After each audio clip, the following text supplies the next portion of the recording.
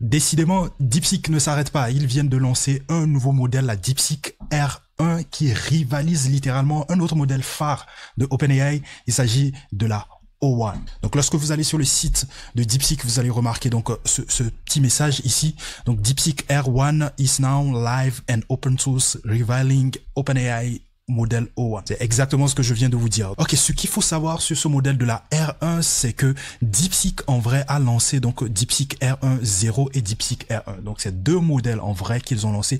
La DeepSeek R1.0, c'est le modèle sans fine-tuning et la DeepSeek R1, c'est le modèle fine-tuné. Donc si vous voulez utiliser le modèle de base de la R1, de la DeepSeek R1, vous devez partir du DeepSeek R1.0. Et là, on a le benchmark qui montre littéralement donc les performances du DeepSeek R1 comparé au OpenAI O1. Vous allez remarquer donc sur le graphe que la R1 a quasiment ou sinon dépasse la O1 dans la plupart des benchmarks, littéralement. Donc vous pouvez retrouver le DeepSeek R1.0 sur Hugging Face comme d'habitude. Vous pouvez retrouver aussi le DeepSeek R1 tout court sur Hugging Face. Il y a aussi des modèles distillés de la DeepSeek R1 qui sont sortis, mais qui sont exclusivement basés sur Qwen, le LLM Qwen et le LLM Llama. Donc là, vous avez le DeepSeek R1 distillé sur Qwen 1.5 et je pense quasiment toutes les tailles de Qwen sont distillées sur donc la R1.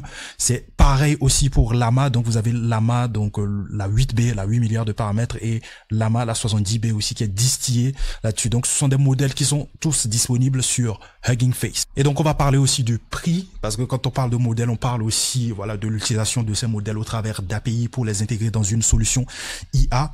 Et donc là sur ce graphe, vous allez remarquer que le DeepSeek R1 est moins cher comparé aux autres modèles de la O1 de OpenAI. 0,14 $ par milliard de tokens, 0,55 $ par milliard de tokens pour le cache miss, et puis 2,19 $ par million de tokens en output. Donc les entrées et les sorties. Et je trouve ça fou le décalage entre les prix quand même des modèles de la O1 et celui de DeepSeek. Et là, on est face à un modèle qui a quasiment les mêmes performances que ces modèles-là. C'est complètement dingue. Donc, on va tester DeepSeek. On revient sur l'interface, sur la page d'accueil. On fait un Start Now, un peu comme pour tester donc le DeepSeek V3. J'avais déjà effectué quelques tests, quelques chats en amont. Donc là, le fameux test sur le Strawberry, je lui demande combien de R il y a dans Strawberry. Donc là, vous allez remarquer que la partie thinking est beaucoup plus consistant comparé à ce qu'on peut avoir sur la O1 par exemple. Voilà, c'est beaucoup plus consistant. Vous allez voir beaucoup plus de détails. Donc on va reproduire cela dans O1. Donc on va voir ce que ça donne dans la O1. Combien de R il y a dans Strawberry. Excusez-moi pour l'erreur ici. Donc on a la partie réflexion. La O1 aussi prend un peu de temps. Donc on va voir, on a la possibilité de comparer donc les deux parties. Vous allez voir que la partie réflexion de la O1 est moins consistante que la partie réflexion de DeepSeek. Voilà, c'est moins détaillé. Mais en tout cas, on a quand même la bonne réponse. Ensuite, j'ai demandé à DeepSeek de me fournir des informations sur l'actualité IA du moment. Donc il m'a fourni les informations du jour, du 21 janvier 2025, date à laquelle je tourne bien évidemment cette vidéo. Donc il m'a donné quelques informations. Donc ensuite, j'ai utilisé le DeepThink. Donc pour rappel, pour utiliser donc la R1 au sein de DeepSeek, le chat, il faut activer la partie DeepThink. Donc lorsque vous activez la partie DeepThink, ça veut dire que vous utilisez donc le modèle de raisonnement, c'est-à-dire le DeepSeek R1 dans le chat de DeepSeek. Donc là, j'ai activé le modèle de raisonnement et je lui ai demandé de me générer un site web basé donc sur ces informations, sur l'actu du jour. Et ce qui est intéressant ici, donc encore une fois, c'est la consistance de ces réflexions, la structure de ces réflexions que vous pouvez revoir ici. Et il m'a généré le code derrière, bien évidemment. Et ce qui est encore plus intéressant ici, c'est que vous pouvez exécuter le code HTML. Donc je peux exécuter le code HTML et en direct, je regarde donc le rendu en quelque sorte du site web qui m'a créé en quelque sorte. Donc c'est super intéressant. Donc on va aller sur EdaBit, c'est un site qui donne des défis en Python et dans pas mal de langages aussi, C++, Java, etc.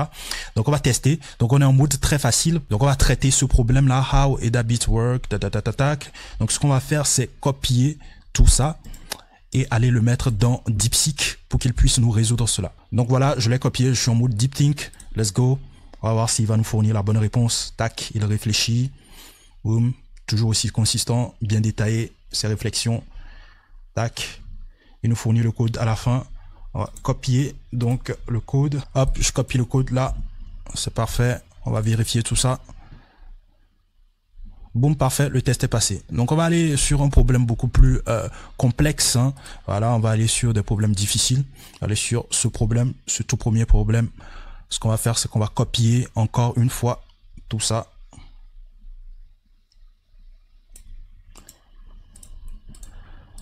On va aller dans DeepSeek. Hop là. Et là, réflexion comme d'habitude. On attend qu'il réfléchisse et qu'il puisse nous donner la réponse finale. Vous allez voir, on est sur un problème assez difficile et donc la réflexion est quand même assez longue et très détaillée. Donc c'est assez long. Donc là, il continue toujours pas à réfléchir comparativement au problème assez simple que je lui avais fourni. Hein. Voilà.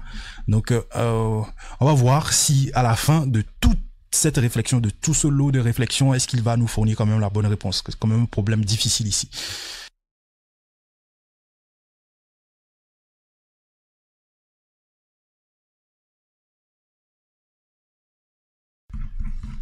On est littéralement sur près d'une minute de réflexion sur ce problème. C'est fou quand même. L'heure du verdict, mais avant de valider le résultat, regardez toutes ces étapes de réflexion de la R1.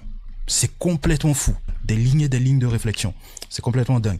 Donc là, on va copier donc ce qui nous a fourni des lignes et des lignes de réflexion pour ce petit code. Ce petit code à la fin. Donc là, let's go. On va valider le problème. Hop là, tac. Donc c'est parfait, on fait vérifier. Et c'est parfait. On a réussi le problème, c'est complètement dingue. Je vous passerai le lien vers le site en question, le site des défis pour les langages de programmation, dans ma partie ressources dans la communauté. En parlant de communauté, n'hésite pas à intégrer la communauté Skool gratuite. Le lien il est en description si tu veux avoir accès aux différentes ressources, des outils IA dont je parle dans mes différentes vidéos. Ok, je suis littéralement bluffé donc par voilà la R1 capable de résoudre des problèmes et capable aussi de générer du code derrière. C'est complètement fou. Maintenant, comment est-ce qu'on peut intégrer donc la DeepSeek R1 dans une solution IA qu'on est en train tout simplement de construire? Donc on va partir sur de l'automatisation comme d'habitude. Et avant l'intégration de la R1, n'hésitez pas à faire un tour sur la documentation. C'est sur la documentation que vous allez avoir le plus d'infos sur comment l'intégrer.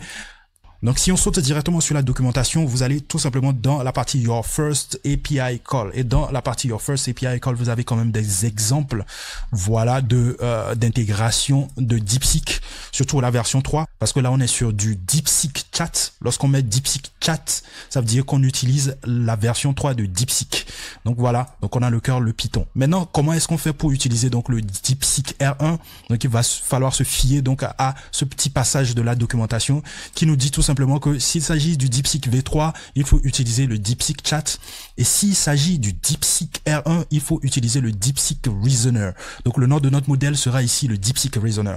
Et donc on va switcher, on va aller sur N8N pour pouvoir tester donc notre automatisation. Donc là, bam, j'ai un workflow qui est déjà présent. Donc dans ce workflow, on a un trigger, on a un agent et on a donc voilà un module de OpenAI. Et donc comme je vous le dis souvent, lorsque vous avez un modèle qui voilà, peut être intégré grâce au SDK de OpenAI, ça veut dire que vous pouvez utiliser le module OpenAI pour pouvoir l'intégrer littéralement. Donc on va partir donc sur le module de OpenAI et ce qu'on va faire ici, c'est créer une nouvelle connexion. Et donc, ce que vous allez faire ici, c'est récupérer votre clé API. Donc, votre clé API, pour la générer, il faut aller dans la partie Playground, on va dire en quelque sorte de DeepSeek. Pour y accéder, il faut cliquer sur voilà ce petit lien ici que vous allez retrouver sur la page d'accueil de DeepSeek API Platform.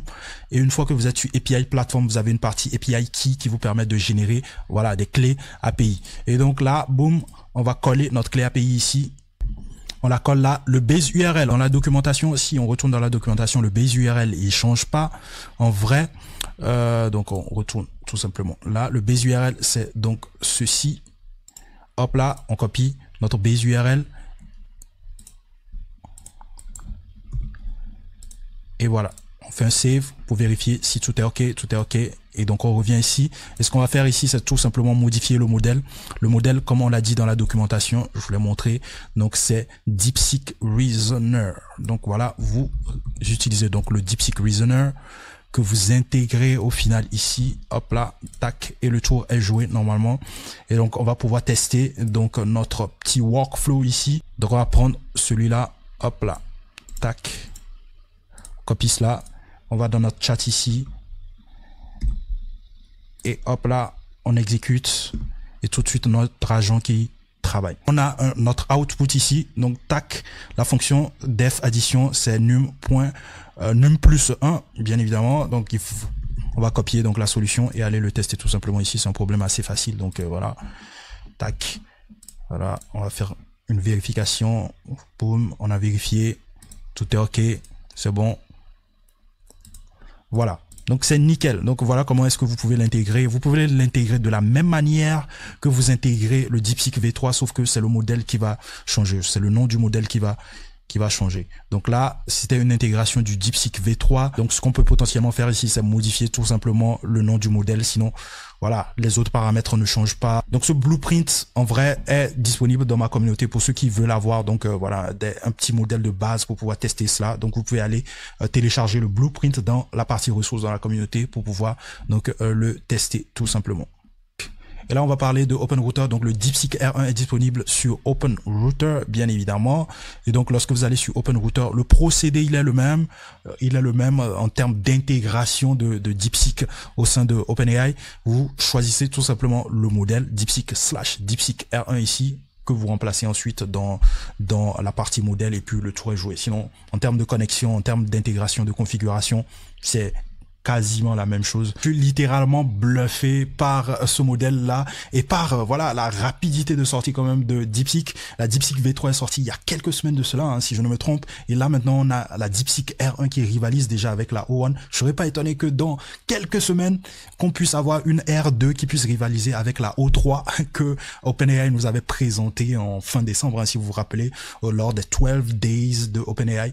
Donc je serais pas étonné quand même de voir une R2 qui sort dans les prochaines semaines. Plus je suis bluffé par la densité quand même de la réflexion. Ces réflexions sont assez détaillées. Donc voilà tout pour aujourd'hui. N'hésitez pas à aller tester le modèle et à faire des feedbacks en commentaire. Si vous avez besoin de mon aide sur un projet IA quelconque, n'hésitez pas à réserver un appel en commentaire ou soit à me DM sur Instagram. Vous êtes nombreux à me DM sur Instagram pour vous aider. Si vous avez besoin d'un accompagnement personnalisé de 0 à expert dans la création d'une solution IA, que ce soit de l'automatisation, que ce soit la création d'un SaaS IA, que ce soit la création d'un agent IA, n'hésitez pas aussi à voilà réserver votre session.